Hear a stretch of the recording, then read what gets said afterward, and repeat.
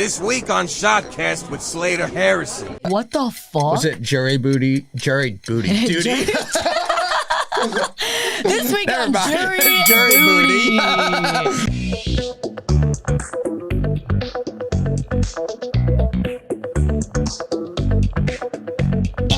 Everything I say is not serious all the time. Do you see me? You shaking? Is that from one shot of Jack Daniels? I'm so hungover that I'm like so hungover shakes. Yeah, like dehydrated. Yeah. Look at my hands too; they're like fucking purple. Yeah, I need to take care of myself. I was pretty hungover yesterday because I was telling you a little before we went on that Saturday night I was just one of those nights I got home from a show and I didn't have anything the next morning. I'm like, let me just chill and just drink. Yeah, do you watch drink some alone movies. a lot? Not a lot. Like when I'm out, if anything, a lot more often when I'm out, I'm like, let me just get like a Diet Coke and not really drink so that I can have like random nights at home where I'm like, let me just get a buzz going by myself and like throw on a random movie or something. Yeah. I love doing that. I usually I'll like rip a random movie, like a classic that I haven't seen. You know what I mean? You wonder what I watched Saturday night when I got home and went on Netflix, looked through and saw Forrest Gump was on. I'm like, let me watch Forrest Gump. That's a great movie. I know. That guy's voice also sounds so manly and great. I don't know why people make fun of it. I think his voice sounds awesome. I think it does too. Yeah. Oh God. Well, the amount of people who've told me I sound like Forrest Gump, and I'm like, watch it. And I'm like, what's wrong with it? This guy's voice is great. Life is a box of chocolates. Yeah. No. It's so funny. You're like, I like to just watch a classic, and I'm like, I did just on Forrest Gump while drunk. I love that. Forrest Gump drunk, you probably understand more. You know? Yeah. It probably absolutely. hits you harder. Did you cry? When Jenny died, oh man. Yeah, I thought she had it coming to her. She was kind of a piece of shit. Yeah, she was a little bit. She was selfish. Yeah. She was not giving a fuck about Forrest. And then at the end, I guess she kind of came through. But I mean, she didn't really come through. She was she'd burned every other bridge in her life. It was like, well, this fucking idiot I grew up with will still be nice to me. I've ruined everyone else knows I'm a horrible person. Dumbass. Yeah. This dumbass will still give me grace. She didn't come through. She just came back. Yeah. Yeah. She's a piece of shit. Anyway, I'm not talking to Forrest Gump today. No. Welcome to Shotcast. Kind of are, but okay. My guest would like to be called Forrest Gump, but he is the sleeveless wonder, Maran, everybody. Hello, Matt. Hello. Thank you for coming on. Yeah, thanks for having me. This is my first special episode. Special episode? Yeah. Meaning with whiskey instead of tequila? Yes, we broke the tequila streak. I'm very freaking happy about it. I have been beside myself in my bed, dying for the last couple weeks. What did you drink last night to get this hangover? Well, last night, so I went to the movies at like 1:20, did a random matinee. What'd you watch? I saw the Nirvana, the band, the show. Oh, movie. I've heard that's good. Dude. Yeah. It is so funny. Yeah. Like comedy is back. Like movies are back too. I feel like I think there's a new scary movie coming out. Yeah. I think that comedy's back. I saw the new Jason Statham movie last month. Movies are back. Yeah. That could be a comedy too. Yeah. I did the weekend between Christmas and New Year's, that week that is it even real time? There was one of those days in between there. I took an edible, went to the movie theaters, watched Marty Supreme and Now You See Me, Now You Don't, back to back. Oh my God. I love a double feature day. Yeah. I love it. And it was a perfect come down, being really high during all the tension of Marty Supreme and then just getting to watch a bunch of magicians save the world. That's actually amazing. Yeah. I love that. Sorry, I'm so hungover that I forgot to even start the timer, so I'm going to make it a different one. Rick, I'm really on my game today, huh? All right, we'll go for 13. I feel like it's been 2 minutes, right? Yeah. I can't tell what time is anymore, man. But the Nirvana band movie, whatever, it's I went in blind. I had no idea what it was. Yeah. I just saw I have the Regal Pass. Okay. So I will scream it from the mountaintops as I do. I think I talk about this probably every other episode. Having the Regal Pass. It's so worth it. I mean, if you go to the movies, I think once a month, it makes it worth it, I think. It's $23.99. Regal, our next sponsor. It's $23.99 a month. And the ticket is like $21, $22 now, which is crazy. It's insane how much. Like, movies have gotten so expensive. Yeah. Like, I don't understand. It's so unfair. Yeah. Thing is, I will sometimes just go like months without going to the movies, so I'm not going to get it, because then I would just start going all the time. I just bring people here to recruit them for passes. I'm like, you're going to need it. I'm going to sell. But it was really funny, and I went in blind. I didn't even see the trailer. I didn't read the log line. I just saw the name and like was like, oh, I'll go see this. I thought it was going to be about Nirvana.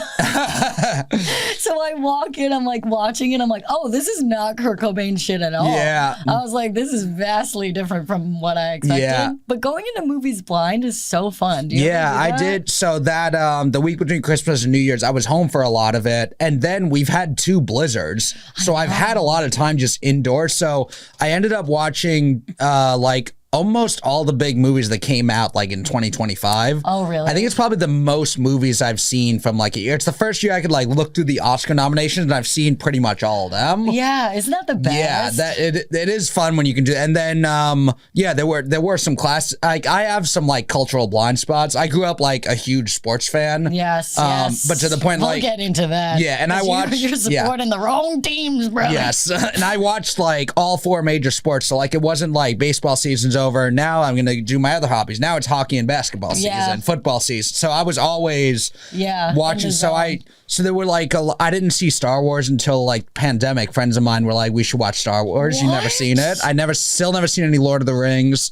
Wow. I think I saw the first Harry Potter because it was like friends were going, and then I saw another one on like a date with the girl. Yeah. But I like so the big one I hadn't seen. There's things I haven't seen that I know I would like, and the big one I hadn't seen is Godfather. Oh my God. So during our last blizzard, I watched the first 2 Godfathers, and they're awesome. Yeah, no one needs to watch the third, to be honest. That's what I've always heard. The third sucks. But so it did get nominated for an Oscar. It was the worst of the 3. That's what I wonder. Is it that it just didn't compare to the first 2, but it's still good? Or is it just it got nominated because of the legacy, but it sucks? Yeah, I feel like probably the latter. Okay. You know? Yeah. Like, I don't know, though.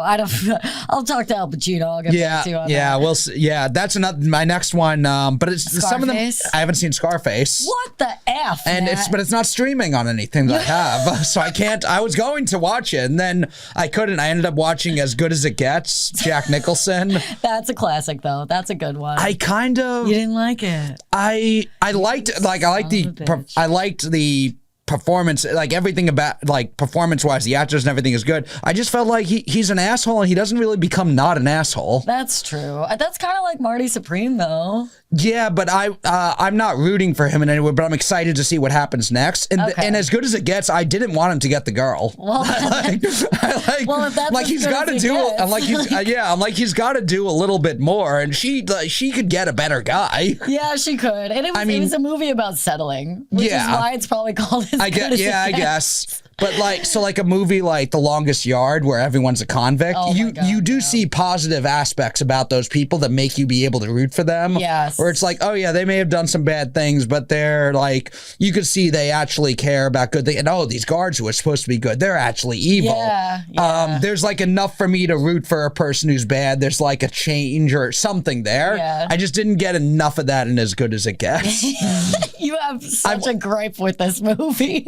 I mean, I normally like everything. Yeah, like I'm very like I was gonna say, what's your go-to like genre? What's your favorite movie genre? I mean, I like comedies, but I also Gladiator is like my favorite movie ever. Oh, yeah, we talked about that's a good one. But I mean, there's. I saw the new Jurassic Park that came out last year. I think I'm the only person I know who liked it. With Scarlett Johansson? Yeah. Okay, I didn't see that one. Yeah, I like a lot of movies that people would be like, those are bad ones. Yeah, you saw the latest Jurassic Park, but you haven't seen Scarface. No, I like Jurassic. Your priorities I like the new Jurassic Park more than As Good as It Gets. which is a classic romantic comedy. Really, really hating on Jack Nicholson right now, and I love it. Well, I love Jack. That's why I watched it. Well, yeah. Because I was looking for, I actually thought after, well, there's no Scarface. Let me try and find a Jack Nicholson movie. Okay. Chinatown wasn't trending anywhere, which is another. Chinatown. That's another one I've heard is great. I want to see it. I saw it in theaters. Really? I had never seen it, and I saw it in theaters. They were doing like old movie, like redos, like at Regal. Yep. Every night it was like an old movie. So I saw like Creature of the Black Lagoon or whatever that one is. I saw Chinatown and I saw Psycho. Nice. Like, so it was crazy to see them on the big screen. Yeah. But Chinatown I had never seen, so it was my first experience in a theater seeing it, which is kind of cool. Yeah. But it was really good. Jack Nicholson's like a fucking goat. But I feel like he's like, I'm waiting for something to come out about him because he's a weird kind of guy. He's just been around for so long. There's no way he wasn't involved in something, you think? Right? Yeah, he's a Lakers fan. He can't be good. Yeah, he's a strange fella. Like, he's very eccentric, but like not in like a Jim Carrey way. Like in just like kind of a seedy way. Jim Carrey's dead. There's a new one. You see that? I was just gonna say that. Like, what happened? I don't know. What's your theory? You think it's something? I think the Mask. For real. He put it back on. Yeah. Oh my God. Yeah. It's scary. I think he probably just got some type of surgery. Yeah. Like some facelift or something. Or injection of some sort. Like it looks terrible. I don't get why people touch their face so much. Like you're fucking it up. Like he's looks maxing. He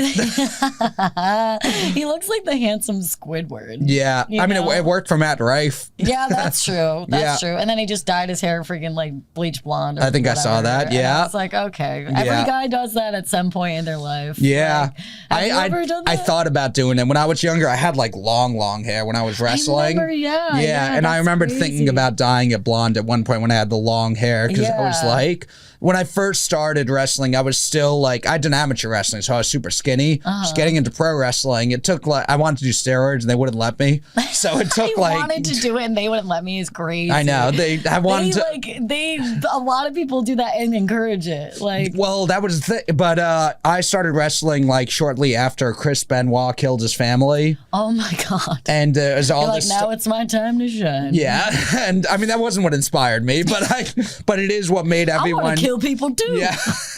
It is what made everyone around me in wrestling, even the people who were doing drugs, be like, you're new and young. Don't get into the stuff we're into.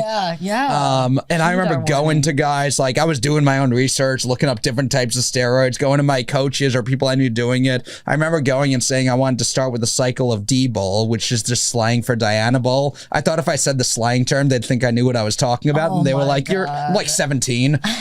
They're like, you're a fucking idiot. You're on like Urban Dictionary. Yeah.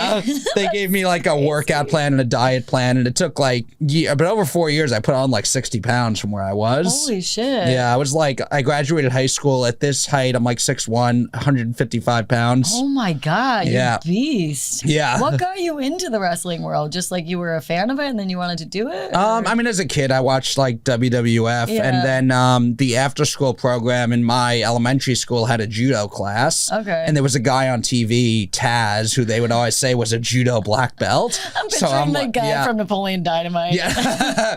This was like a 5'8" brolic Italian dude. Really? From Brooklyn, from Red Hook, Brooklyn. They would always announce from Red Hook, Brooklyn. That's crazy. That was also because I grew up in Queens, so I was like a guy from New York who did judo. Yeah. And so I started doing that. One of my judo friends was doing amateur wrestling, and at that point, my parents banned me from watching. Some kid died doing a move. It was like a big. There were always big news stories of kids trying pro wrestling moves. Really? And dying?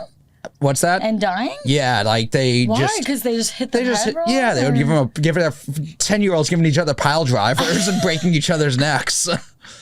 That's so fucked up. My kid was in a wrestling accident. Yeah. That is so sad. Yeah. So oh my God. I started doing these at my high schools or junior high school didn't have a wrestling team. So I would do these like summer tournaments and just train with the guys. Wow, you guys didn't have a wrestling team? That's crazy. Yeah, they got one the year after I left, which sucked because I was like, I made the rankings one year because these summer tournaments determined the season rankings. In the state or like? State and national. Oh my God. It was in my age group and weight class, so it wasn't like, but I was like, Hey, it was like top 25 in the country out of a few hundred, but still. That's pretty cool. Yeah. Wow. Did you have like your own character, like persona? Well, so this was like the Greco-Roman style wrestling still. Okay.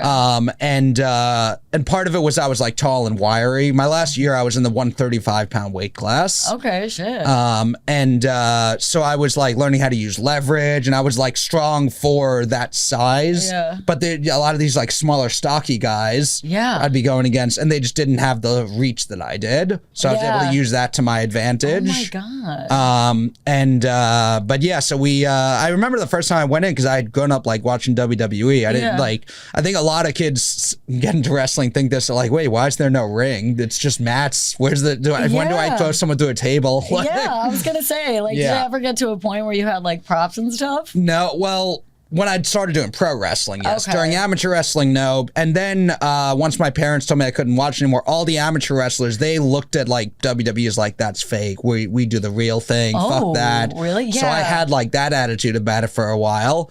And I remember actually in my high school, there was a guy who ended up wrestling in WWE who was like my 9th grade social studies teacher. No freaking way. Yeah, Matt Stryker. That's Matt Stryker. Oh my God. Is that his wrestling name or his real name? His real name was Mr. K.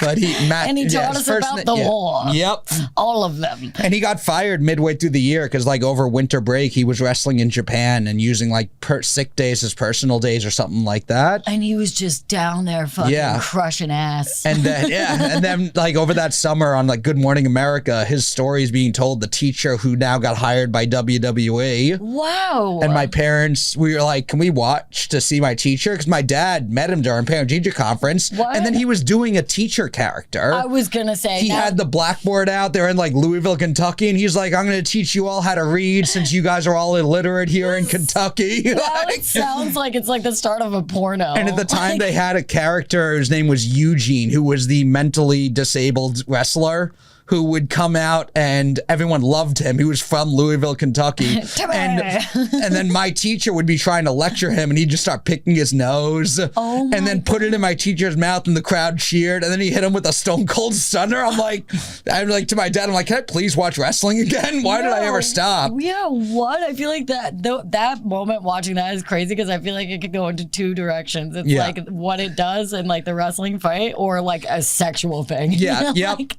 I'm like, if I was there, I'd be like, what's about to happen? Yeah. I'm at the edge of I'm edging. I'm edge of my seat. This is crazy. Yeah. I remember my dad telling me he would let me watching because he figured I was older and mature enough that I wouldn't end up trying any of it. I'm Fast forward 2 years, I skipped my high school prom to have my first ever pro wrestling match. Oh my God. You didn't have a date? Like, did you just ditch a bitch? Like, no, I mean, yeah, it wasn't like there were a whole bunch of women waiting for me that were very sorely disappointed. Oh my God, stop it. That's so funny. No, it was, so I had started, so one of my amateur wrestling friends, his older brother was doing pro wrestling. Okay. And they would invite him to the shows and we would like set up the ring beforehand and then we'd be able to what does that require, setting up the ring? So you got to set up the poles and you got to get the ropes in there. Like a makeshift. There's the plywood. Time. Yeah, they bring it in multiple different pieces. It's like a pop-up. Yeah. That's crazy, dude. Yeah. I would never think of that. Yeah. Oh my God. Okay, wait. Well, cheers to wrestling. Cheers.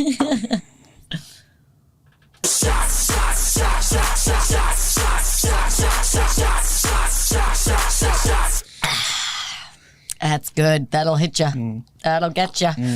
Why did your parents, why were they so against you watching it? They just didn't want me to get hurt trying any of it. Okay, because the kid deaths. That makes sense. But when I was older, they didn't care as much. If anything, they were just kind of... We don't love you as much anymore. You can die. You can die. And they just kind of rolled their eyes like, this is a silly thing my kids like. I think that was more of what it was. Do you have siblings? Did they like Little brother. Oh, me and my brother were both huge. And we watched... And once we started watching again, I was like 15.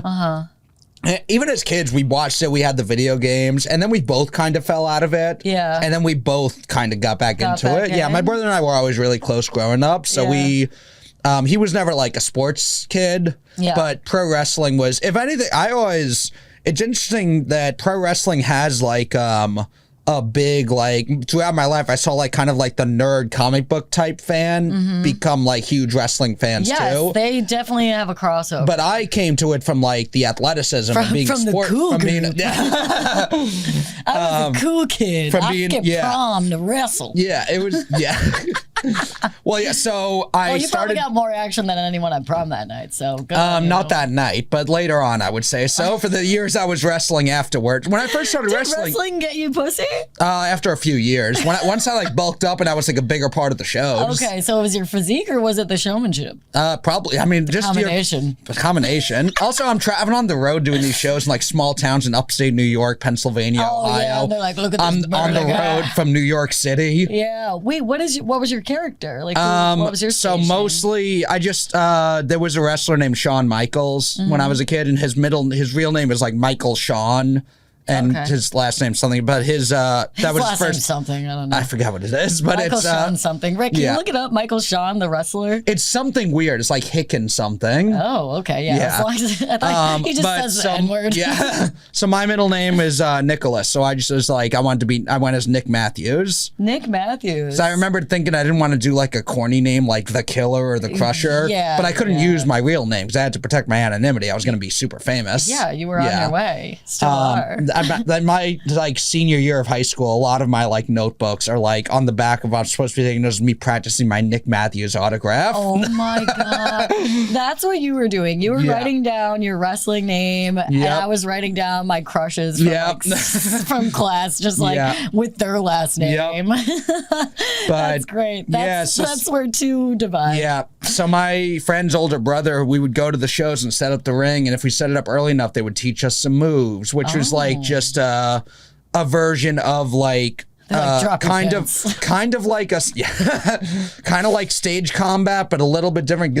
I've done a couple of when I've done some acting things or plays. The stage combat is very overly fake, but they can shoot it from the right way. Yeah. For pro wrestling, it's live in front of the crowd. Yeah. So you have to like a lot of times guys will just say, I'm like, don't break my nose, but if you hit me, you hit me. Yeah, because I think that's a common misconception is a lot of people think that all of it is fake, and I'm like, obviously, like there's a story. It's like theater, you know. It's a very painful live theater. Yeah, exactly. I'm like, just because like it's not a real thing, like you're still getting hit, you know what I mean? It's dramatized. You can learn how to fall in certain ways where you are risking less injury. Yeah, but you're still long-term injury is there. Yeah, like you're doing it to yourself a lot of the time. Yeah, what is it? The baby and the heel, or baby face and heel? Yes. Good guy, bad guy. Got it. So when I first started, my friends, they trained me a little bit. They said I would talk on the microphone before people were coming in. They said I had good. You were a god mic. They said I had good mic skills.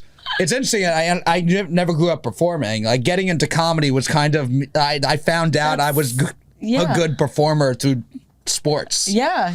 No, sports are so important. Yeah. That's why, like, when people, like, you could tell people who didn't play sports, like, as a kid. Yeah, it's like, the people who think roasting wins and losses matter. Because it's the only thing they've ever been able to be competitive about in their life. I know.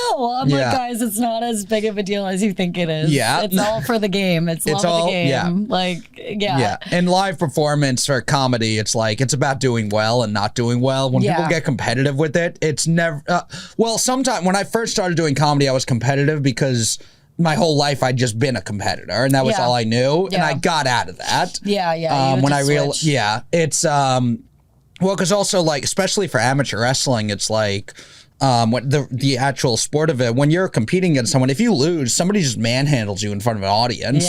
When you win, you beat someone else. There's not other variables. It's very it's about as much of a meritocracy as there ever is. Wait, so you get assigned if you're going to be the babyface or the heel before? Or? So yes.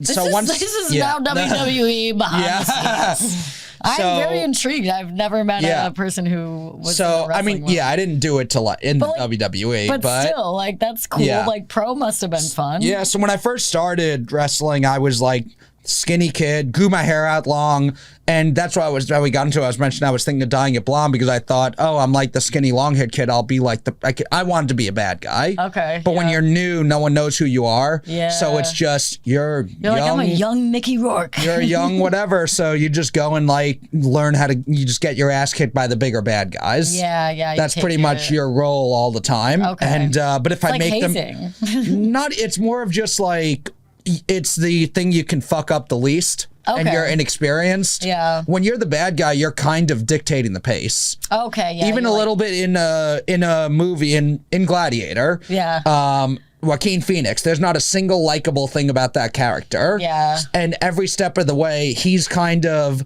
constantly putting the things in the way of the hero. Yeah. And the hero has to fight back through all of it. Yeah. So that in general, the villain kind of dictates the story. Yeah, they have the controls. It's kind of like a dance. If you're a more experienced wrestler, usually you work as the bad guy because you dictate the entire story that's being told. Yeah. And you can lead the person. You can whisper in each other's ear, let's go to this, let's go to that. Yeah. Just whisper sweet nothings in my ear. Oh, sometimes me and guys I was friendly with would like try and crack each other, break each other. We're supposed to be in character. We're doing the stare downs. It's like we're shit talking. We're really like calling each other sexy or whatever, like, trying to get so the other. Hot right now. Your tights look so fucking good right now. This ass. You smell incredible. I'm gonna grab it. But everyone's just seeing us intense and angry, and it looks like we're talking shit. That's so great. That's like when they have the like mics on, like the football players. Yeah. And you hear what they say. Yeah. I'm like, dude, that is so great because a lot of them are like talking shit or joking around. Like, it's not anything like. I wish they would play like talk about what they ate before the game or whatever. Yeah. I wish that they would like do just one full game where we can hear all of their mics the entire I think time. not all of them, but there's some guys who end up being mic'd up for the whole game, and sometimes they'll cover it when someone's coming by. They're like, "No, I'm mic'd up." They were about to say something they shouldn't have said. Like, I was gonna talk shit about number 73. Yeah, he's a fucking dick. You ever seen bad lip reading? Yes, I was just gonna say. Yeah, that's kind of like how I picture it. I feel like they're pretty on Except point. sometimes me and sometimes they'll make up what the guy's saying, and sometimes me and other wrestlers would just be saying what they would jokingly say we're gonna say. Exactly. That's just so good. I love the like political ones they do. Yeah. Like when they do Ted Cruz's voice, it's so funny. Yeah. They're just like, yeah. I'm like, stop it. It's so a genius idea. Yes. It's like sometimes the simplest stuff is the best stuff. Yeah. You know what I mean? Someone does something and it's like, God damn, that's incredible, and how has no one thought of that before? Yeah, exactly. That's like did you watch Jury Duty, that show? No, what was that? It came out like right after I think it was like a few years ago, and now they're coming out with a new season, but like a different spin on it because they can't redo the same thing. But essentially, it's kind of like a Sacha Baron Cohen or like Andre thing where it's like you're in real life, but like it's a prank. Yeah. But it's a long, drawn out prank. So they have like the first season was Jury Duty because this guy was on jury duty, and like the judge, the crowd, all the other jury members were all in on the joke, and this guy was just a normal guy and like thought he was like on a show for jury duty. That's and good. They like just come up with the craziest scenarios to put him in, and it's he's like, what the fuck? Was it jury booty duty? This week on Jury Booty. Jury Booty. People are taking off their pants and saying guilty. Well, there's the name. There's serving time. There's the name of your episode.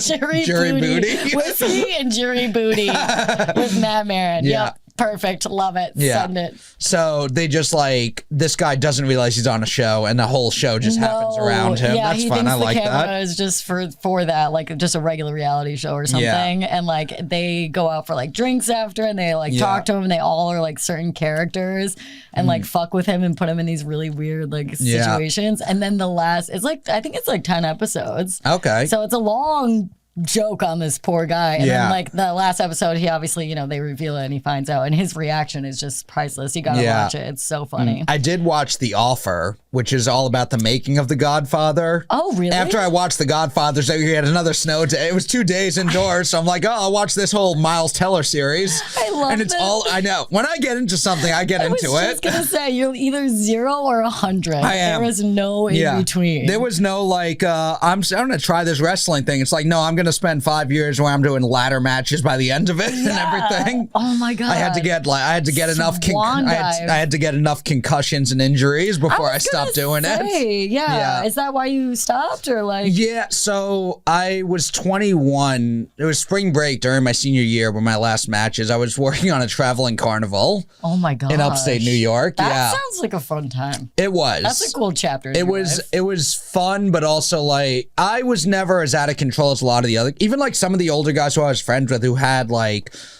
drug issues or whatever were crazy. They kind of like wanted to protect me from it. Oh, that's sweet. And I was always a drinker, but I never, even in high school, I didn't hang out with the potheads. Wow, really? And then once I you're like, fuck those guys. Not even, it's just that wasn't the crew I was in. Yeah. I mean, I was like, there was my high school was right next to a community college. Oh, so was mine kind of. So I had some friends who were, I was like 15, they were like 18, 19, and they knew which bars during the day wouldn't ID. Oh. And there was a whole like stretch of, and that was around the time where like World Series of Poker was really big. So after school, my sophomore year of high school, I'm 15, I'm like playing Texas Hold'em and drinking in bars. I feel like you were like 35 when you turned 12. Yeah. Like, yeah. You have by the time I was man for a long time. By the time I graduated college, I had like all the stories of like early 20s. People are like, oh, I'm gonna like, I may be getting in fights, getting drunk, doing whatever. I'm like, I'd been doing that for 7 years at that point. Yeah. Like, I'm retired. Yeah. I've done that shit already. Yeah. That's crazy. So you were kind of just like over it? Not even that I was, well, I was over it in a way of like, when I started doing stand up, I was like, I would every time there's a 1 drink minimum, I would just get a Diet Coke. Smart. Like if I want to drink, I'll drink. But I could see the path it could easily go down. Bless your soul. And I'd also spent 4 years in pro wrestling around so many people who I saw go down these different paths. Yeah, it's a slippery slope. But yeah, so by the like 4 years in, it was like a 10-step process to get out of bed every day without pain or minimal pain. I had to like adjust. I had an X-ray done on my back when I was like 21, and it was like there were gray splotches all over my spine, and they told me that's actually the only part of my back that's good. The white part is bone degeneration. Holy shit! Just from the falls I was taking. What do you do to counteract that? I think that's the type of thing that can get better if you just don't keep doing. When I was 20, when you're that young, yeah, when you're that young, that's not necessarily permanent. Yeah. But there was, I did have a doctor then tell me I'll need knee replacements in my 40s. Wow. Really? But that was that. I haven't had any MRIs or X-rays done on my knees since then. But yeah, I had like cartilage damage, a tear in my meniscus, all these people forget. Like wrestlers really be throwing their body. Like I got hurt way more in the quote unquote fake wrestling than the real wrestling. Yeah. I did both, and yeah, the real wrestling is not as hard on your body. Well, and it's scary because you don't know like down the line how that's gonna affect you. Like you hear about all the concussions from like NFL. That was it's like I have the concussions I know about. There's probably others I don't know There's about. There's always more. You gotta add at least like. I had like I remember. Well, yeah, there's another. But when I had brain surgery years later, which wasn't even because of the concussions. That was just a congenital thing I was born with. Dude. But when I got looked at for it, they asked me about concussions, and I said I had 4 that I knew of, and I think a possible 5th one. And they told me in a contact athlete, that means probably more like 10 to 12. Yeah. That's usually what it runs. I had 3 in 6 weeks when I was wrestling. That's so That was like my last 6 weeks of matches I had, because once you get one, you're more susceptible to more. And I had 3 in a short period of time. Ooh. And there's another shot. As I talk about damage, I've done to my body. My brain is not okay, but I will drink to it. I will drink to that. That was the hardest part, the 6 weeks after brain surgery where I wasn't allowed to drink. Oh my God, yeah. I was going to say, because my dad got like a stent put in his brain, because like brain aneurysms run his side of the family, I guess. Yeah. And so after that, he was like, yeah, I can't even drink like grapefruit juice. I can't drink like, it was like very specific. Really? Yeah, mine was just no alcohol for like a while, which honestly, because of like the way I've been, like, I do like drinking, but I'm not like it wasn't actually a problem to not have to drink. See, I wish I could be like that. Yeah, do you see what we're doing right now? I mean, I like doing it. I'm like such a bad influence. But I was like, I had 6 weeks at home, and I'm like staying at my parents' place, and they're like, "Is there anything you want us to get for you?" I'm like, "Can you get me NBA 2K for the next 6 weeks?" Maybe MLB The Show. Let me get a video game, and I'll just obsessively play that. Dude, well, you know what's crazy? My ex had like probably 10 to 12 concussions. He was like a crazy like. We'll take this and then we'll talk shit.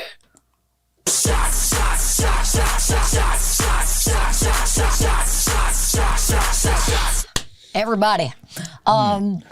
He played football. He played a lot of sports, a lot of contact sports, and then he was like snowboarding, and he would never wear a helmet, and he'd be like at the terrain park. I'm like, you're a fucking idiot, and now he is a fucking idiot because he's had 12 concussions. Yeah. But well, that was even though we knew concussions were bad. It's still for me like.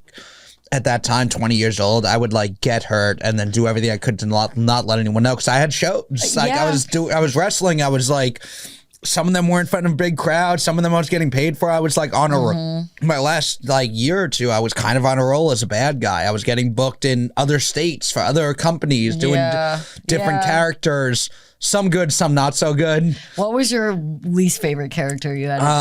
So I'm picturing like Sesame Street, like, like something weird. You'll find this is very weird. But so in general, I just played kind of the cocky bad guy.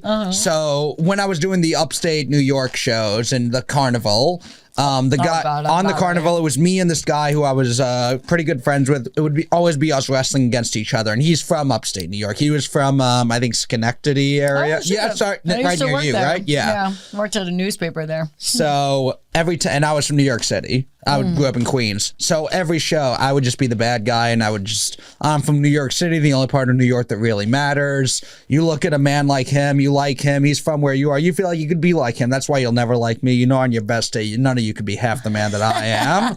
And just run down where they're from. You guys have terrible bagels. Point someone out. I was ruthless. If I saw a couple in the crowd, I'd be like, she'd love to trade up and be with a real man like me. Oh my God, yeah, I had guys wait for me to fight me after shows sometimes because of stuff I would say. They took it seriously? Yeah, it would always be the same thing. It'd always be like, I know it's not real, but what he said went too far. Oh my God. You were there to fucking play. I remember on my way out to the ring, just like if there were girls there, I'd like go over and like hit on them or whatever. And there was one guy were you a little player? Did it work for you? Yeah. Were there like wrestling like little like fans? They called them the ring rats. Stop it. Yeah, the rats. Are you fucking kidding? Yeah. It wasn't as much as from what I've heard, like back in the day it was crazier, but yeah, there were girls. There was a girl I knew who was a wrestler who was a good friend of mine. She got into going to the shows because her older sister was like a wrestling groupie. She would go to the shows with all her girlfriends and they would like try and hook up with the wrestlers. That is wild. Yeah. Ring rats? And like these local shows, which I mean, you know, if you're in like a major company, and I mean, I don't think the groupie scene is like what it was in like the 80s necessarily. Groupies aren't the way they used to be, all right? Groupies used to be cool. Yeah. Now they're just desperate hoes DMing you. But yeah, and I had my fuckboy. Your fuckboy era. My fuckboy era, yeah. Wrestling gets your pussy, kids. Yeah. Get in the ring. Level up. I remember thinking I would like justify it to myself. Like they would think I was a way bigger deal than I was. And I wouldn't lie, but I wouldn't confirm that I am not what they think I am. Yeah, you weren't lying. You were withholding information. And that's totally fine. Yeah. Play the game. Play the game.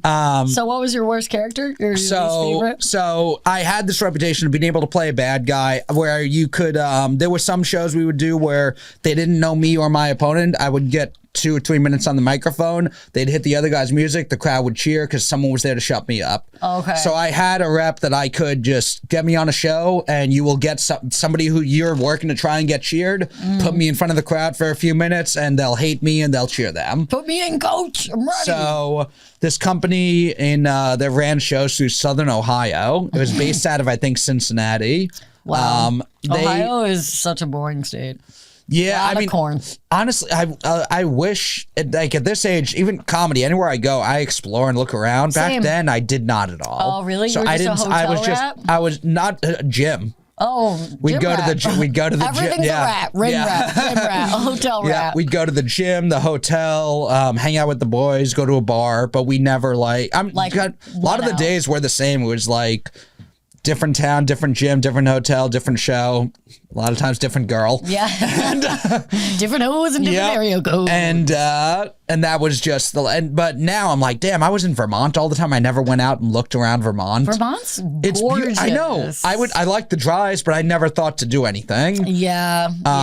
But yeah, so I don't know how boring Ohio was because I didn't see much of it. But yeah, you're not missing out on it a lot. It's the people are very nice. Yeah. But the place is just a little dull. Yeah. Every place. Honestly, that was kind of the problem. They liked me, and I was supposed to be the bad guy because the people running the company, they had an idea. They wanted a bad guy whose character was like a chubby chaser. Oh, really? Just a guy who likes fat girls. Wow. Okay. That was the character, and I was supposed to be like girls need love too. Yeah. So I before I debuted, I filmed these videos. They would play for the audience to lead up to my debut. Oh my god! And they were just me. It was like a montage. Were you like Rocky? No, not like that. It was just me. It was just like front-facing camera, me talking to the audience, and I can't wait to come there. And you were doing like a cameo, kind of, and like I was trying to be cocky and arrogant, like I'm a real man. I like real women, not like all of you. Take my seed. Yeah. You go to look for women at beach volleyball games. You can find me at the all-you-can-eat buffet. This is making so much sense to me, Matt. I feel like I really understand you now. Yeah.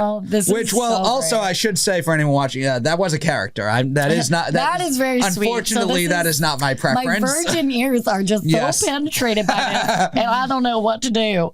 Yeah. Well, sometimes I tell the story, and then I have been on podcasts and talked about it, and then gotten like larger women in my DMs. Really? Yeah. Oh, good. Yeah, I hit him up. And I don't want to because I don't actually like larger women. Well, you heard it here first. Matt doesn't like large women. No, I mean.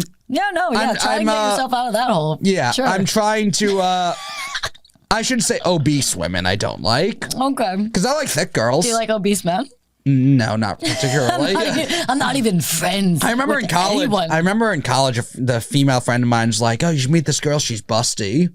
I'm like, all right. And then I met her. I told my friend, I'm like, her stomach's not supposed to be the part that's busting. Oh my gosh. You are feral. I love it. But yeah, so I had to play this character where I was supposed to get booed as the guy who likes fat chicks. And you're like, this is real life. The crowd went crazy. They loved it. Really? Wow. They had like a fat girl as my ring escort to walk me out to the ring. And they got a body shaming in pro wrestling. No, she wanted to be on the show, and she was kind of like wrestling group. She wanted to hook up with a wrestler. She was a ring rat? Yeah. No. Or I mean, I don't know. Generally ring rat's the term they'll say for someone who's hooked up with a bunch of the wrestlers. I don't know if she was that, but she very clearly was like a lone rat. She wanted to be a part of the show, and she was very into me. Wow. Okay. Did anything transpire? Yeah. You do like busty. No. It's okay. She had a pretty face. Be like Steve Nash, right? She had a pretty curves. Steve Nash is into big girls? No. What do you say?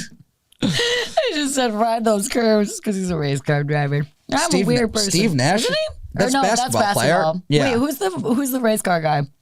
Is it a Steve or a Steve? Mash? I don't know. Stash, Lash, the hash. Flash Gordon. Jeff Flash Gordon, and maybe. Jeff Gordon. Yeah. You know what? I'm mixing up my sports. I'm a wee hungover, and I got some Jack in me, and I love it. But yeah, so for like months, I was doing the character. The first time I came out, the crowd went crazy cheering for me. Did you method act too far? Did you start to become that person? I did not, but I did. Well, because the whole thing was I'm walking out with this girl, and the crowd's supposed to boo me, and then we were supposed to do like a big sloppy makeout before my match. This whole thing is supposed to turn the crowd off to me. There's kids at this? Or was this like a rated R show? It was adult, but there would be teenagers. Sometimes some of these shows you would have kids. Different shows would have different parameters for that kind of thing. Okay, well, I mean that's kind of like comedy. You know, when you like you get on stage, you see like a 12-year-old in the front, and you're like, fuck me, you're gonna learn today, buddy. Yeah, I remember we started walking out to the ring, and I kind of start whispering in the girl's ear because they're cheering me. I'm like, we shouldn't do the makeout thing because they're gonna cheer louder, and she's like, we're doing the makeout. She's like, I drove all the way from Tampa, Florida to Ohio to make out with you, sir.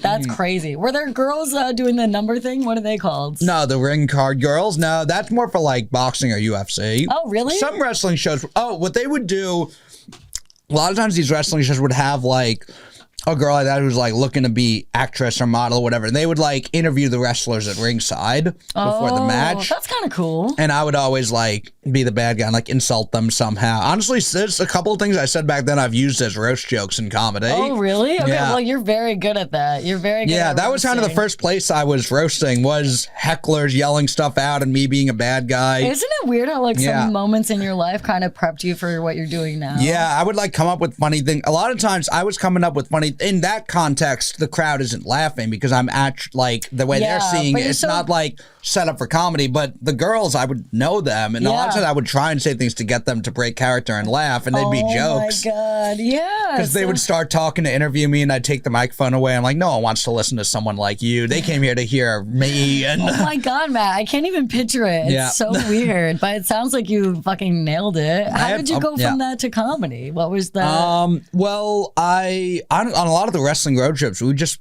be telling jokes to each other on these road trips. We talk about wrestling mostly, but a lot of times you just get bored on long road trips, and someone would have a joke book or whatever. Yeah. And I, at the time, I never posted online. It was Facebook that everyone was on. I never really posted. I just started posting jokes on Facebook. Okay. And then I started coming up with some of my own that I would post. I wouldn't tell anyone I was coming up with them because I'm like, that's weird. I'm not. I know, yeah. Right? There was such a shame and embarrassment when you first when you're not a comedian, when you're not even, and you're also not even a comedian. I used to make like memes, and I was like, oh, I made memes. I'm so lame. There were some memes I made that like blew up. And when I started doing stand up, I would say them as jokes, and people would tell me I've seen that as a meme everywhere. Oh my God. And, yeah. I get worried about that now because I feel like there's so much like, oh no, just spilled some Diet Coke. Gravity's a bitch. Oh, do we have any? Yeah. Do we have any paper towels, Rick, or napkins or something? And honestly, got all on him, so you're good. Yeah. There you go. The bounty quicker picker upper. Well, now you are a lumberjack. Look at that. You have your paper towels. It all is coming to fruition. Oh, that sucks. I'm sorry. That's all right. Sorry about that. Well, we have more Coke for you. Okay. If you want to even out and spill it on the other way. Yeah. That'd be great. Commit to the bit. Yeah. You're just so passionate about wrestling. Yes, know? I had spilled my water everywhere. It was bound to happen. Yeah.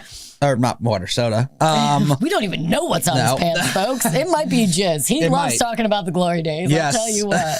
So what got you into? So with eventually posting jokes, I would start getting some comments like, you should do stand-up or... Okay. And I'd never thought about that really, but no one ever does, I feel like. Everyone's origin story is kind of like, I was a fan of stand-up. There's some people who they really obsess over it and watch from the it. Beginning. Yeah. I was a fan of stand-up. I used to watch Comedy Central Presents, Tough Crowd with Colin Quinn. Oh, that's a throwback. Colin Quinn's amazing. Yeah. Did you see him when he came here last year? I don't think I saw him last year. I've seen him live before. He's so very good. He's one of the GOATs for sure. Yeah. So I was a fan of stand-up, and then in my senior year of college, someone started on our campus the Sketch Comedy Club, and they had seen my Facebook post and asked if I would audition. Stop! They saw your memes that you were embarrassed about? And my Facebook what just were they? jokes. Was it like a meme, like an image and a caption? Oh well, some of them back then, it wasn't just me. It was mostly Facebook statuses and just jokes. Okay, so it was just like you were doing... And then there were some memes that were specific, like the lame pun raccoon was one. Oh really? Velociraptor, where it'd be like a raptor who thinks is just a raptor. Picture of a raptor thinking, and it would just be a random I remember one of the ones I had. I remember this because I ended up saying it on stage a couple times when I first started doing stand up, and it's very bad. But it was I have some of those. It's so bad. I'm gonna have to take a shot. I want to take a shot before saying this one because it's very racist. Oh, okay, all right. Well, Jack Daniels will get you there. Oh yeah, Jack Daniels, the drink of the racist. If you're thinking of telling a racist joke and you're not sure if you want to or not, have a shot of Jack. Have a shot of Jack. We have your back. Yeah. That's crazy. I'm excited to hear that. Oops, that did a little overpour on both of us. Looks like I'll take an overpour. Looks like we're gonna be doing it anyway. Oh God! Wow. I remember it was a joke I did end up saying like in a black room later because another black comic like dared me to. Oh really? And it did do really well, but it took a few seconds. Well, at least he had your support. Yeah. Or you had his support. It took like him laughing, his friend laughing, and then everyone gradually started laughing. Yeah, they're like, oh, it's okay. Yeah, it took a few seconds because if someone else did it, then I can. It's so crazy how that works. Yeah. Like, that happens a lot in like shows where like people like forget they're allowed to laugh, and if like they find something funny that the majority didn't. Yeah. Or for certain you're things. like, you could still do. You can still. It's all fun and games. Yeah. Some people do it very wrong though. So yes. it can get very messy.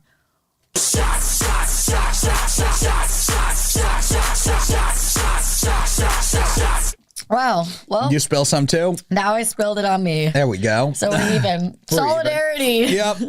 I wanted to be consistent with you. Yeah. So the Velociraptor would be, I wonder if, and it would be like a Velociraptor. Yes. I like that. Get back into it. The memes would be, so I wonder if, So one of the ones I wrote was, I wonder if the first time a black kid took a shit, he thought he was melting. Oh my Lord. Yeah. Wow. Yeah. And you said that on stage. And then, a couple years later, I was doing stand-up, and I'd set it at like an open mic. You're and like, there let was, me get this out of my archives. And then, well, I'd set it at a mic, and then at the time it was, I think it still exists, Mocha Lounge. Yeah, I think it does. So it was like an all black room, and a lot of times white comics would go there, and it's called the Mocha Lounge. That's kind of fucked up. Yeah, white comics would go there and like try to be an ally or whatever. And, such a force. Yeah, and I grew up in Queens. I grew up around people of all different backgrounds. Oh yeah, Queens is the most diverse borough. Yeah, right? so I grew up with like Asian kids making Jewish jokes about me, and black kids making fun of me, and that was how we became friends. Yeah. So it's interesting, like hearing other people's perspectives of like they like don't have an experience of that, like. Yeah, like kind of just like the roughhousing. Yeah, or the idea like the black kid would be the racist kid. Yeah. Or it could be. Yeah. But then it wasn't necessarily racist. It was just kids figuring stuff out. Yeah. You're so young and like naive at that point in life that like you can't really be held responsible for like how. Yeah, but I did have. And it was like you didn't know how the weight of things. Yeah, but I did have that. I'm not going to go into a black room and be anything but myself. Yeah, exactly. And I know how to be able to be myself because myself isn't like a bigoted person. Yeah, so I'm going to be okay. Yeah. So I went there and I remember it was like the host does like 45 minutes. It's his room. Everyone loves him. And 45 minutes? It's his room. So he just goes, it's an open mic and then he goes up whenever he wants, bumps everyone, and whoever's next then goes after him. And my first night there, well, first during the open mic part, there's a comic who went up who was just a light-skinned black comic and was doing jokes about light skin versus dark skin, and then a dark-skinned guy in the back of the room starts yelling at him and heckling him. Oh, and like in a serious way? Yeah. Like and he was offended? But going off on him in kind of a funny way. So they cut the guy on stage's mic, gave a mic to the guy in the crowd, and he just yelled until the guy walked off stage. That's honestly That was my first night in the room, and I'd heard it's like a rowdy room. So there was actually a black person on stage getting heckled by another black person, and then you were like, well, I'm going to do this poop melting joke in a second. No, I didn't. Okay, good. Okay. I didn't know. I did do it, but I didn't think that. I wasn't planning on doing that joke specifically. Okay. So what made you want to do it? What gave you the confidence to be like, fuck it? Well, first, then the guy whose room it is goes up to 45 minutes, and he asked me my name before because I was the one next, so I'm the one who got bumped. Does his time, crushes. Yeah. And then is like, I got to bring this next guy up. I don't remember white people's names though, so I had to yell my own name out from the back. Oh my god. And then I had introduced, and this was a little bit ballsy, I guess, but I thought it was like funny enough that I opened by saying, that's okay, I can only remember a black person's name if it has a Q or an apostrophe in it. Oh my god. And that did well. Okay, that's good. Yeah, you dish it back. You know, and I did kind of opened the gates for you. Yeah. I did a couple of jokes. I'm doing well. And then my friend, another black comic, is in the back of the room, yells out, do the joke. He's told me many times it's like it's my favorite joke. Okay, was. Okay, if you get the stamp of approval. And then I was like, I don't know if I said that. I think now what I would say is I'm like, if you don't like the joke, blame him. But I was still fairly new to comedy, so I just was like, all right, I guess I'll do it. Was it like a year into comedy or less than or more? 2 years maybe. Yeah. But yeah, that's a big move for like a green comic. Yeah. Like that's pretty. Well, I mean, also keep in mind at that point, I had a fan jump over a guardrail trying to attack me in my life at that point already. Look, I pro wrestling ring rats. Yes. Okay, I can handle anything. Yeah, there was on some level, some of the comedy stuff. There is still like nothing like prepares you for like the first time you're like bombing in comedy.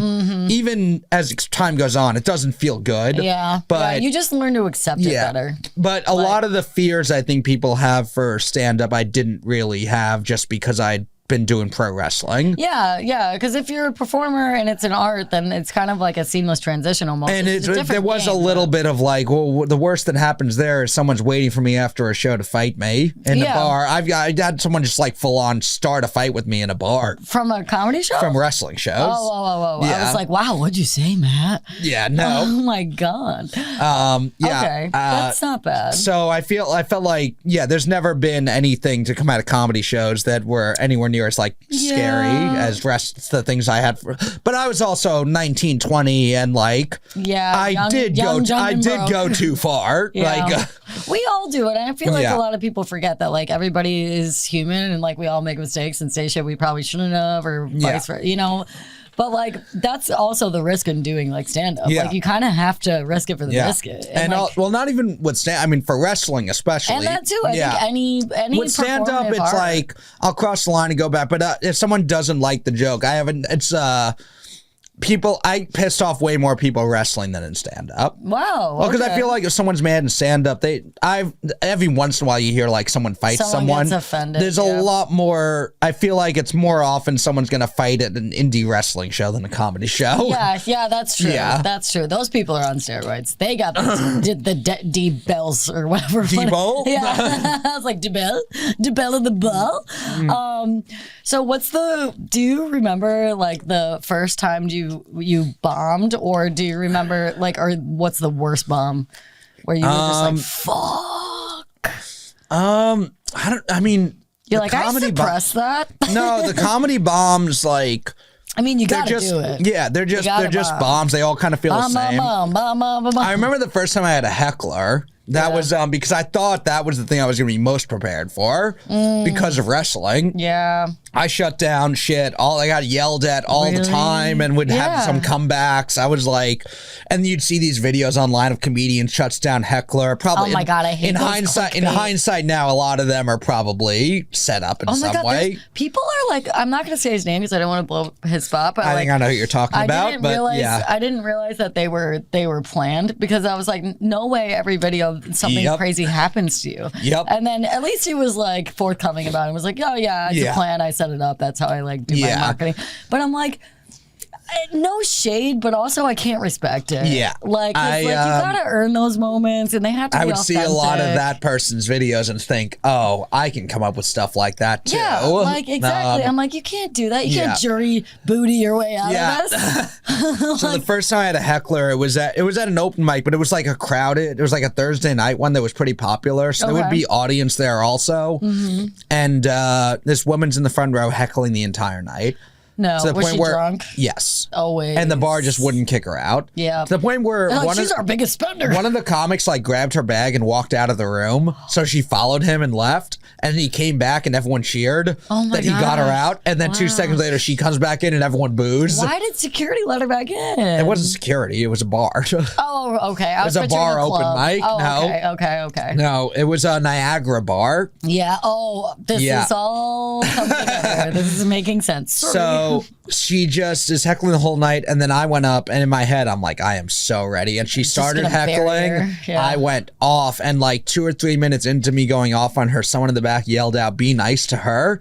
I had And I was like, oh, I've gotten so good at being the bad guy from wrestling. I turned the crowd against this heckler they all booed and hated because I was such a dick. Yeah. And I was like, then also when I went to, I remember seeing Doug Stanhope live when he was in New York. Oh, wow. And he had a heckler. Someone yelled something out and he just goes, what'd you say? And they repeated it and he was like, I don't understand what you're saying, and just moved on. Yeah. And I was like, oh, you don't have to have a clever, witty comeback. You don't have to respond. Yeah, that's and then like a few months later, I saw Andrew Dice Clay. Oh my God. It was like the same summer I saw Stanhope and Dice. That's a crazy summer. Yeah. Dude. You were having a brat summer. Yeah. And same thing. He's like, he was going to do the nursery rhymes bit, and someone yelled out "Hickory Dickory Dock," and he just goes, eh. Yeah. And kept going. And then someone yelled it out again, and he goes, I know what to do. And then just did it.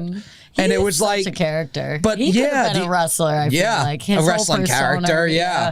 I saw him a couple summers ago on the Upper East Side, like outside of a diner, leaning against the building and smoking a cig. He had his glasses on, his leather jacket, and I was like, that's fucking Andrew Dice Clay. Yeah. And I just walked by and just like was like, wow. I'm not even going to say anything. I'm going to let him have his cigarette. Yeah.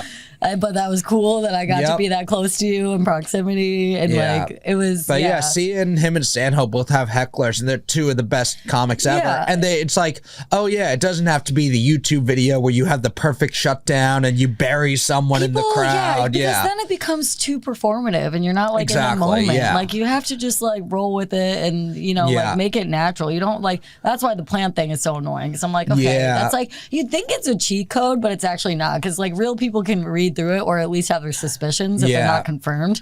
Like, and it's just kind of like, I don't know. Yeah. And I have told this story on stage before, but I've told my worst bomb story, but it wasn't from comedy. It was from pro wrestling. Oh, really? Because it was one bomb in wrestling. Yes. Yeah, I forgot. It was you one can of do the bad in anything, I guess. Okay. It was one of the first times I got a call to be like a bad guy, and I'd wanted to be the bad guy. I'm the bad guy. Well, because I would see so many of these like villains. I always thought they like wanted to be like the cool villain. Like, oh, I want to be a villain so I can say and do whatever I want. Yeah. And they almost want to be Joker. Like, yeah. You're like, relax. And my whole thing with the Joker is if Heath Ledger lives, the next movie he can't really be the bad guy again. Everyone's dressing up as you for Halloween. You're not a villain anymore. Yeah. I wanted to be Commodus from Gladiator. Not a single likable trait about me. Yeah. I want, if anyone is legitimately mad at me and wants to fight me, it's like, good, you will come to see me get my ass kicked to the next show. That's the job. Yeah. And other people are going to want to wrestle against me because they're like, oh, easy cheers. Yeah. That was what I was thinking. So I always thought I could do a better job than the other people who were bad guys. I wanted to do it. So I get a call that they wanted me to be a bad guy for this show. It was in White Plains. Oh, wow, shout out. And it was at a church. Oh my Lord. I was going to say, like, I feel like they would have these events at like high school gyms. Yeah, VFW halls. Church. Why is a church always the move? Like, well, I think there were other shows I happened to do that were in basement of churches, but they would be, or a school, but it was just a wrestling crowd there. It was a Catholic church and you were like, this is no synagogue. This one was like a Sunday afternoon show. So it was after morning mass. On the Lord's Day. After morning mass, everyone from the show stayed. So it was kind of like a Christian theme. That's a choice. I thought I want to be a bad guy in the church show, and I saw there were religious people there. So I'm gonna be the devil. I was going to do an atheist thing. Oh my God. Wait, this is the bomb show? Yes. I'm so nervous right now. Yeah. So because I'm like, I want to be the hated villain. I don't want anyone to like me. A lot of people don't want to be that because they want the accolades. They want to be the cool villain. Yeah. They say they want to be a bad guy, but they actually want to be. They want to be admired for how good of a villain they are. I'm like, no, I don't care if you actually hate me. I just want to be the villain. My goal is to walk out of here and take the bread of Christ. I want people to try and fight me on the way after the show. If someone like I did, Jesus take the wheel. Yeah. That's crazy. I mean, maybe not as, but at the time, 19, 20-year-old Matt, I was like, good, fight me. I would get in the fight sometimes. Yeah. And I would think, I'm like, well, because all these guys are just like, I actually had a wrestling and martial arts background. You were dedicated. Yeah. So I was like, gonna be able to do whatever I want. And I'm like, good, I want them to come to the next show and be like, that's the guy who kicked my ass after the show. He's actually an asshole in real life. Yeah, like this is Him I don't through care. and through. So wait, you did an atheist? So I wanted, my whole plan was, all right, I'll be the atheist, and I thought it was going to go great the entire time. Oh because my God, Matt, we why? were set, because I thought they were going to really boo me and hate me. You're like, fuck God. They're gonna love this. They like fucking writing notes. the first. I'm second match. First match was like a kid who was adopted by one of the families in the church. He was like 18, first ever match. He was like, he was from Africa, and he's like, so he gives a speech about how thanking God and everyone there for how happy he is to be making his pro wrestling debut in front of his family. Oh, like a sincere gesture? Yes, a sincere and to set up the match, to set himself up as the good guy for everyone. Stop it. Yeah. And this wasn't the match I was in, but I was watching this and I was thinking, oh, they're loving this. They're going to hate me. It's going to be great. Oh, my God. Oh, my God. Yeah. Anyway. Okay, wait, yeah, so we'll get on that. Hang on. Yeah. I need more Coke. Yeah. More cocaine. Okay. Imagine I just fucking rip out lines. Now it's the part of the show where we're really going to talk. And not stop. I think is that our fourth one? Is this our fourth? I think so. I've lost track. This is what happens. Yeah? Oh my God, Rick's like, get the fuck out of here. All right, cheers. Cheers to atheists.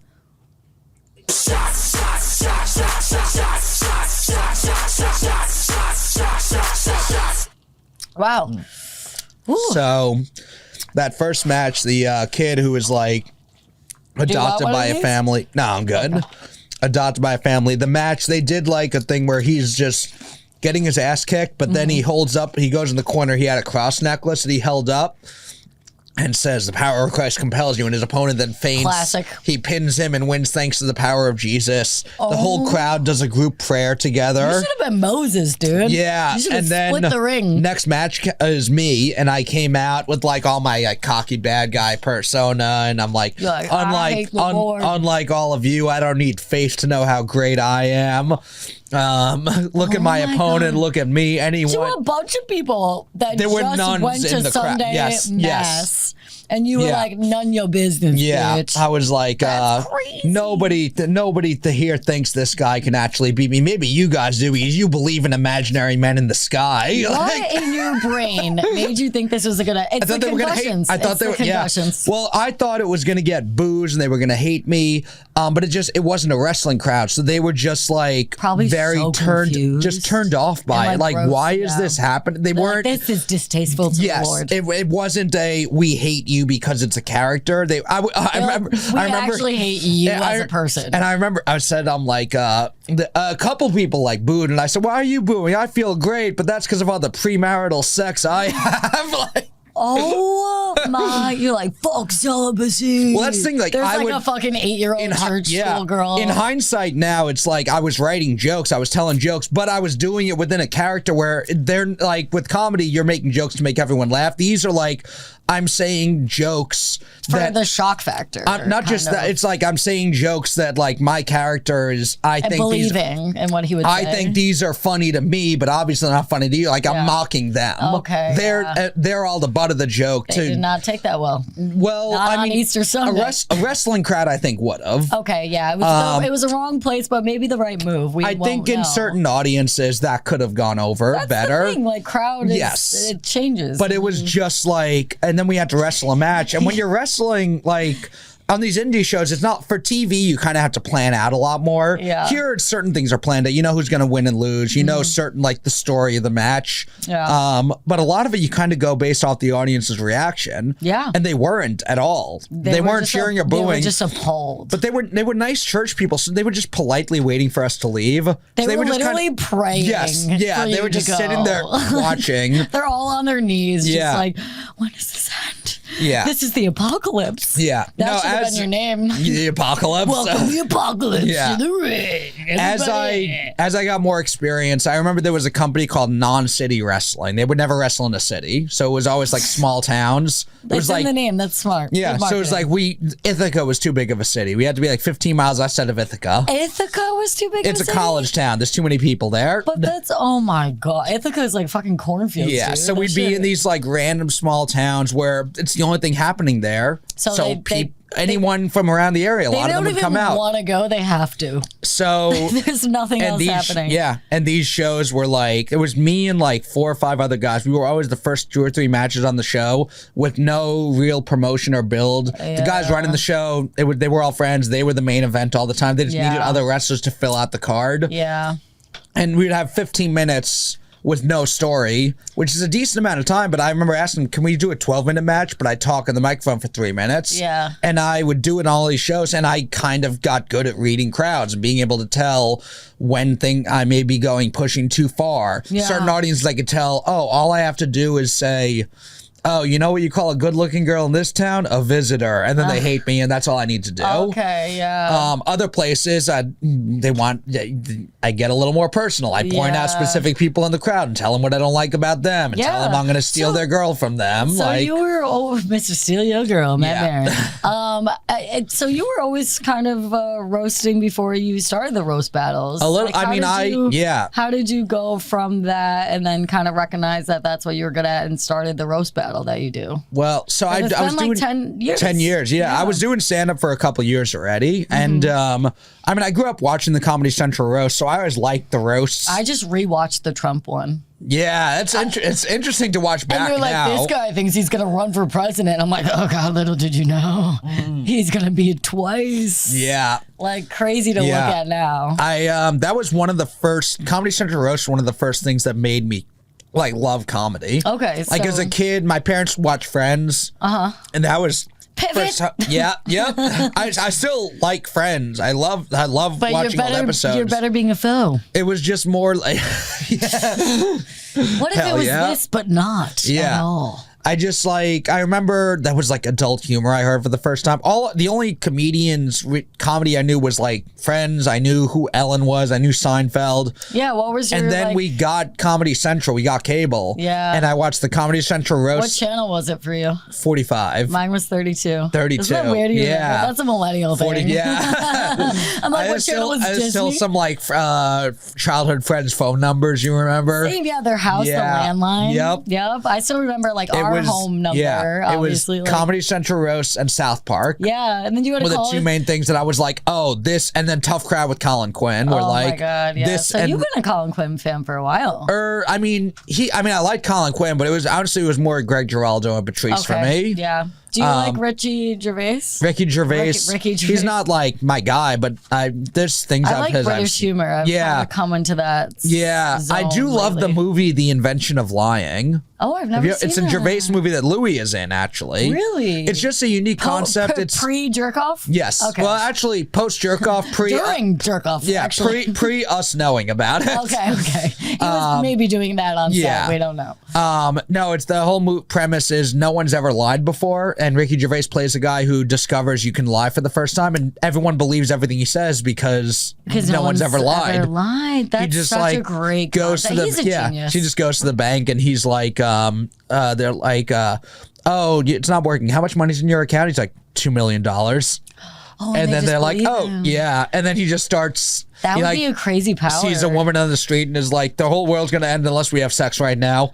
And she's like, do we have time to get to a hotel? That's epic. Wait, it's a fun movie. Familiar. Yeah. I feel like I've seen bits of it somewhere. Yeah. But I have to watch that. Yeah. Okay, the Invention of Lying. The roast I was doing stand-up a couple years, and a friend of mine had a birthday roast. And I went up last, and it was one of the best sets I'd had. My stand-up even was kind of punchy joke writing was my style already. Yeah, you're quick. So it was suited for roasts. And when I first started doing stand-up, you would hear how do you make it in comedy? A lot of people they have a show and it's popular, and that gets them some recognition. And it gets you to meet people. And, get out. But I don't know. I didn't want to be a producer. I wanted to be a comic. It's stressful. So I never really thought. But then the roast battles came to New York from LA when they started at the Comedy Store. I'm pretty sure it's Comedy Store. Real Battle them started it. Yeah. And so they were doing them at clubs. Me and all these open micers were newer comics. We weren't club comics, so we couldn't get on them. Yeah, so they started. They started roasting each other in between sets at open mics. Okay. And then there was a guy, Ben Switzer, who said, "Let's just do one with 6 of us or 12 of us, and we all roast each other. 6. Shout out Ben. And called it Comedy Fight Club. It was like 6 o'clock on a Tuesday. It was on September 11th, which is why that's the anniversary. Oh my God, yes. And I was on the first one. This was post 9/11 too. Yes. So you guys really were like, let's start it with a bang. Yep. And let's start it with a terrorist bomb. Yep. And then the second one, a bunch of the comics on it, even some of the ones at the clubs would ask me to write jokes for them. They'd seen me at that roast I did. And so I was already starting. Where'd you have it first? What was the location? It was called Stairs Bar, which we closed down after like a month. It wasn't even weekly. They couldn't handle it. It wasn't weekly. It was like we did it on a Tuesday, then a week and a half later. It was at 6 o'clock before the shows. There was no audience. It wasn't a show. It was just us. Oh, it's just you got peer on peer stuff. Sometimes that's really fun though. Yeah. I went to the second one because I had written helped write a lot of the people's jokes. Yeah. And Ben had to leave, so I just took over hosting. Okay. And then the third one we did was the last one at Stairs. I asked him if I could host. I had an idea of like giving anyone fighter style nicknames. Like UFC is Slater, the alcoholic Harrison. Yeah. Like, thank you. That was really, you came up with that a little too fast, but I appreciate it. I feel seen. And then Stairs shut down, and I talked to Ben. I was like, I think this could be a weekly thing. And the fact that you do it every Sunday for that many years, that's very commendable. When I first started, I hope you realize how great that is. Thank you. That's hard to do. Yeah. Man. When that's we first, really nice. when I first started doing stand-up, there was an open mic on Sunday nights, which is where I met a lot of my first comedy friends. Yeah. And I felt like crazy? Sunday night was a good night for comics. And Are you ready for some roasting? Yeah. And the people who would be out on Sunday nights are the kind of degenerates we wanted the crowd. And that is the demo. Yeah, that's and after smart. a few months, Ben I think he got a new job, or he was kind of like getting tired of it. I think after like the 5-year anniversary, Ben had moved back to California. I think I talked to him, and he was like, 3 years ago, I got tired of this. I don't know how Matt still does it. Yeah, honestly, it's a lot. It takes a lot out of you. When we were going to do a week, that's when I wrote like the whole intro and my whole idea, because I see the other roast battle shows and I like roast humor in general. I just felt the way they did it was always a little more like boxing, UFC. They took it like kind of seriously. I thought it should be over the top and ridiculous and a little more like pro wrestling. That's my experience. Let me bring some of that influence in.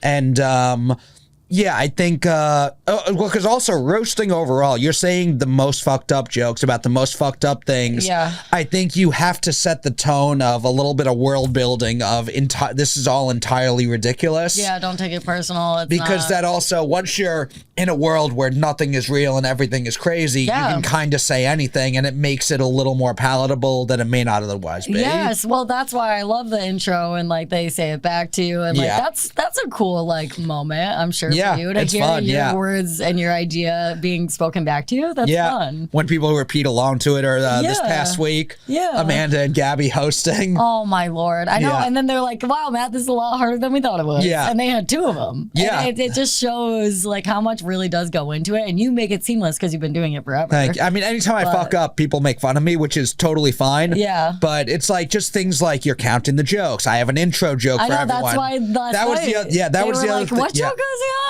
That was the other thing too. When I first started doing it, I was like, well, also the beginning there was no show. We didn't have a judges panel when we first started. Wow, really? So it was just it's audience based, only audience vote. Okay, and it would be like 12 battles, and that's hard because then the audience always claps for everyone, and you're like, no, that's why we say no pity claps. Yeah, exactly. Yeah. So we would ask who's the winner, this person, and sometimes someone gets nothing. Nothing. I know that still happens. Yeah, and I'm like, I'm so sorry.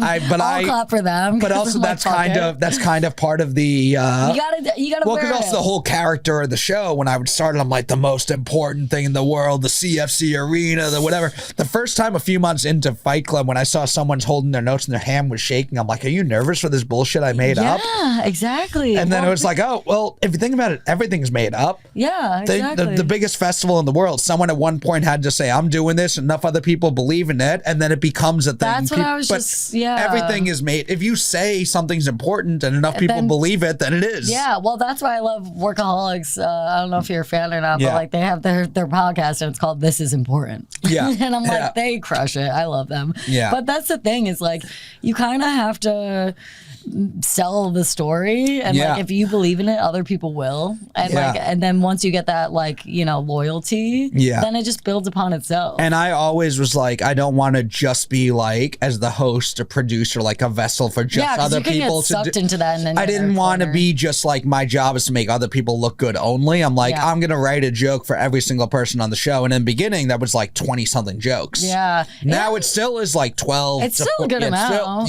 But it keeps you sharp, I'm sure. It's helped my stand-up so much. That's a lot of people get into roasting and then you don't really see them doing stand-up as much. And they're hoping that just doing roasting is what's gonna get them there. It's a really good environment for like new comics, and you're so welcoming, and you give everybody a chance. There's no like social hierarchy, which is nice because you find that in some places, obviously. But like, it's a nice way to like build the community and have new people feel like they belong, and like then they can meet everybody else. And people can kind of work their way up if they have good performances, and they start getting booked on other people's shows. Exactly. It's and sometimes there's a lot of people who the clips or videos from Fight Club are the most viewed things they do. That they have, because a lot of people don't edit their own stuff because they don't know how, or they don't have the time, or whatever it is. And it's kind of just like, or some things just pop off and go viral from Fight Club. And there's people who at this point doing the show 10 years, there's people who have quit comedy, and the thing so weird if they and the biggest thing they ever did in comedy was a Fight Club show. And that's and some of them are, I mean, we've had some really big shows. We've done them at like Skankfest before. We've done them. Do you care if we just do an extra shot and then we'll wrap it up? For sure. Okay. Wow, this held more than I anticipated. I usually try to finish it so that I don't, abuse it later. I'm just walking down the street with this. Is that Slater? Fucking hammered alone. And then Rec will be out of here in like 10. I don't know if you have a 7. You're good? Okay. All right. Cheers.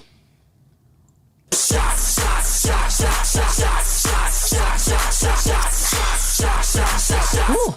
Wow. So that's so great. And and then as the years went on, people just started coming out and watching the shows. At first we would, I was going to say, like, even just, I mean, I think now it's like more for the hang than performing. Yeah, now we have like the whole YouTube channel. We have fans who are watching every week, but at first it was just the comics on the show and the comics' friends. And then just, as years have gone on, we've done road gigs. We've done them in Philly. We've done them in Connecticut, Rhode Island. I think we're up to like 6 states. Yeah, that's sick. What was your favorite place to travel to and do it? Like, what was the best experience for them? Honestly, a lot of the Jersey shows have been a lot of fun. The Philly shows were good too. Well, also, like, there's people who've done the show who are famous now. I mean, like Shane Gillis, Matt and Shane have both judged on the show before. That's so cool. They're great. And so we've there's people who get famous and then have to text me to their managers, ask them to take down the old roast videos. They're like, this is cancelous. And we need to get rid of it ASAP. And but then there's other people who it's just like, they did the show a few times and now they have a ton of followers, and every once in a while I'll get like a bunch of emails because someone found that roast video and everyone's commenting on the Fight Club YouTube channel because they found someone's old roast video. Well, because that's a big archive to have, and like all the people over the years. I used to say people have told me I'm the Jeffrey Epstein of comedy because I've got all the people who like try and be progressive or make it whatever. I'm like, I've got videos of them when they were new and they were saying the most awful shit in a roast. Yo, you're like blackmail. The amount of people, I mean, in like 2020 when everyone was going crazy about like just I don't even, I hate saying like the word woke because I was just gonna say woke shit. It's like, I don't want to like make it seem like there's some people who it's just like if you're nice to a gay person you're woke. That's not what I'm saying. You're using it in the right context. But like people who just got very like overtly like talking about politically correct stuff. You shouldn't make jokes about this, shouldn't make jokes about that. Standing up, going after comedians who made jokes. I would see people go after comedians for jokes and I have them on video saying worse shit. Yeah. Use that to your advantage. I mean, I'm not going. I wouldn't. I think some of it is creating the space, almost the reverse safe space, the safe space to say the most non-safe things. Part of doing that is the trust of I'm not going to use this against you. And when I've had people plenty of times ask to like edit something out before it airs. And I always am like, go for it live if it's afterwards you're like, I don't think this is actually going to be good for me or whatever, you don't want it out there for whatever reason, I will always edit anything out somebody wants. Yeah, same. That happens with this show. Yeah. Because I'm just gonna finish this because I don't want to have it on my hands.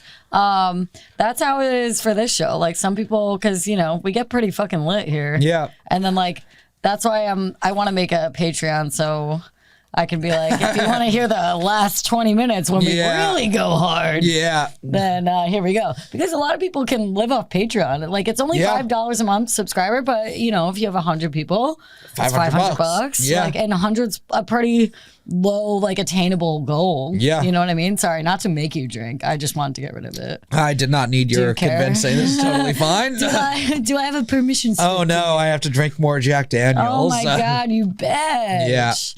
Okay, then we'll get out of here and I'll let you plug your shit. Yeah.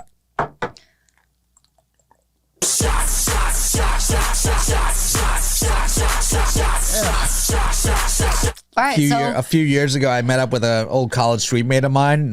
We were at a bar, and I was like, "Do you want Jack Daniels?" She's like, "I'm allergic to Jack Daniels." I'm like, "We drank so much of that in college. What do you mean?" He's like, "Yeah, it's because of you. I'm now allergic to it." That's what happened to me with vodka. Yeah. You actually are allergic to it? I'm allergic to vodka now, and I think it's because I drank so much Svedka, UV Blue, and like the really, really, really low bottom shelf one at 7-Eleven. I forget the plastic handle. Rickoloff. Also, Georgie was the other big bottom shelf one that we would get. Georgie? I didn't even know. I remember being in the back of like a journalism class in college after I had already changed my major, but still wanted to keep like an extra credit to keep it as a minor. And I'm in the back of this classroom and I'm drinking like a bottle of like Diet Pepsi. I got Jack Daniels poured in it. This guy sitting next to me with one of those like gallon Poland Spring things. My God. And he looks at me and he smells and he's like, "What do you got in there?" I said, "It's Jack." And he holds up his Poland Spring gallon. He goes, "This is straight Georgie."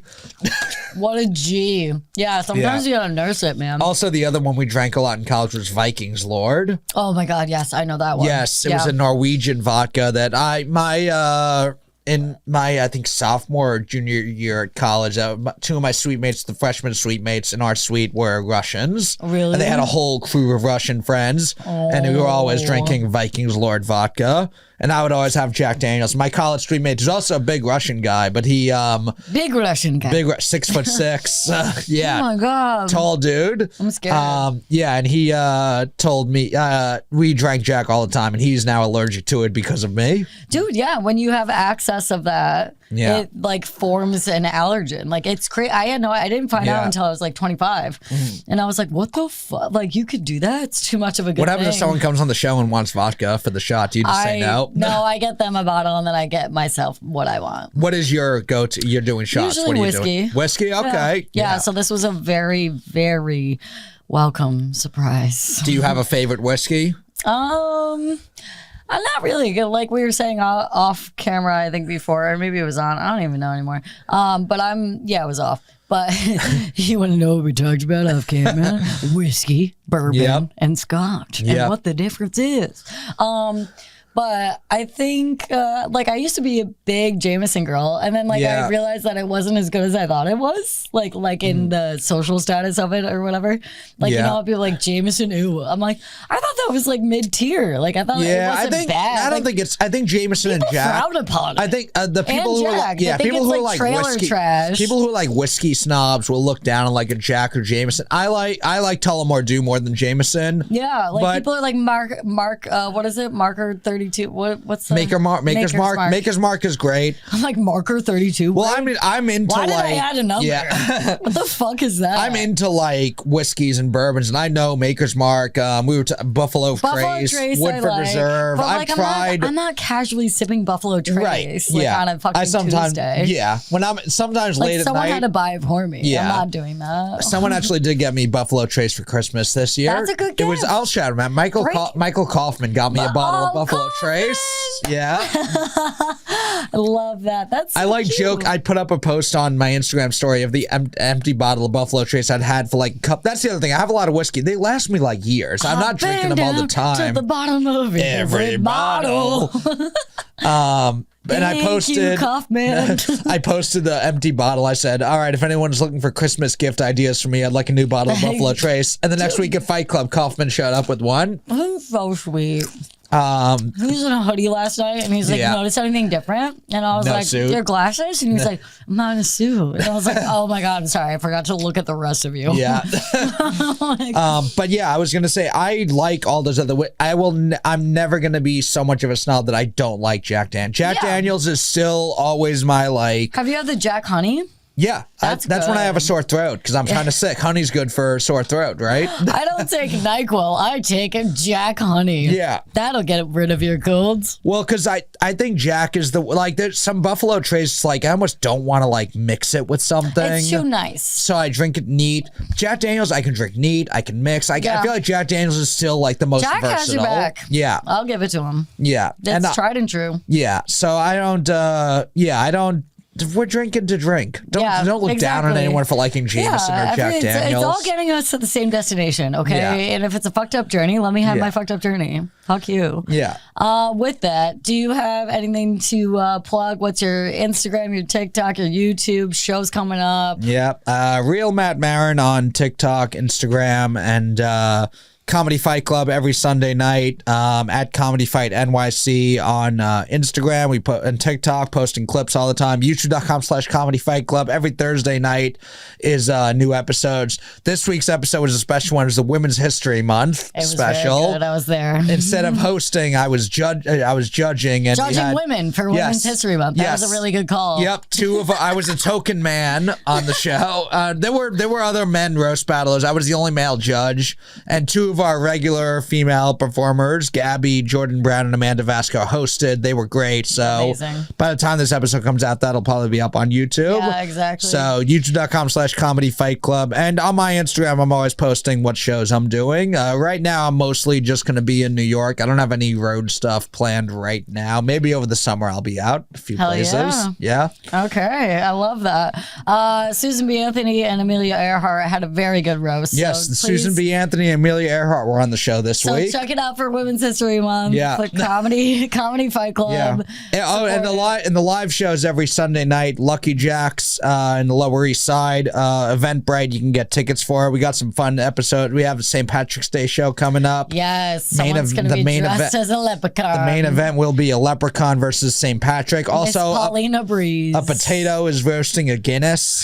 There's going to be a famine. Yes. Yeah. I've already started booking in May. We're going to be doing a Cinco de Mayo show. Oh my God. Yeah, yes. We have. I have confirmed George Lopez will be there. Oh, there we go. He may not look exactly like he may look like New York comedian Alvaro Gamboa, but it is George Lopez. Yeah, it is. Just squint your eyes. Yeah. Matt, thank you so much for coming on. Thanks for having me. Blast. Yes. You're the tits. We didn't even talk about sports. Yeah. Oh yeah, we didn't get. We would sports. have been really with the Yankees out. He's gonna burn in hell. All right. And that's why he did that show at a church and everyone hated him.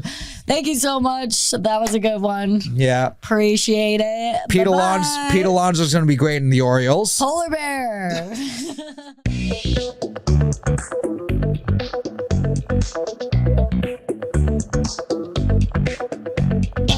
Everything I say is not serious all the time. I love scotch. I love scotch.